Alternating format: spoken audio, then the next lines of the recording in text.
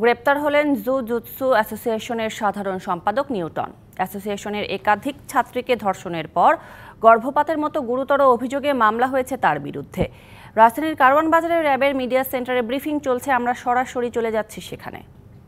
সে পালন না করে রক্ষক হয়ে ভক্ষকের ভূমিকা পালন করেছেন। এই জঘন্য কার্যকলাপের মধ্য দিয়ে তিনি দীর্ঘদিন নারী নির্যাতন করেছেন। শুধু তাই নয়, ক্রীড়াবিদরা যখন অনুশীলনের পূর্বে তাদের চেঞ্জিং রুম অর্থাৎ পোশাক পরিবর্তনের রুমে গমন করতেন, তখন এই ঘৃণিত ব্যক্তি তাদের বিভিন্ন ছবি, নগ্ন ছবি তিনি মোবাইলে সংরক্ষণ করতেন এবং পরবর্তীতে এই ছবিগুলো দেখিয়ে তাদেরকে ব্ল্যাকমেইল করে একাধিকবার ধর্ষণের ঘটনা ঘটিয়েছেন তিনি।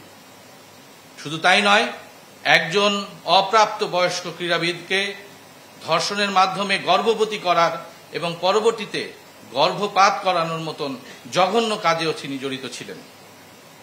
আমরা দ্রুততম সময়ের মধ্যে এই অপরাধীকে গ্রেফতার করেছি এবং এই অপরাধীকে গ্রেফতারের সময় দেখা গেছে সে অত্যন্ত ধূর্ত প্রকৃতির একজন ব্যক্তি, যে বিভিন্ন সময় বিভিন্ন ছল চাতুরির মাধ্যমে আমাদের চোখকে ফাঁকি দিয়ে বিভিন্ন জায়গায় আত্মগোপন করেছিল।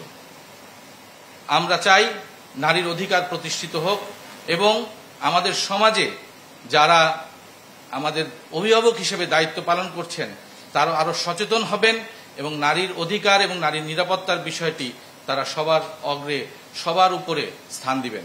সবাইকে ধন্যবাদ।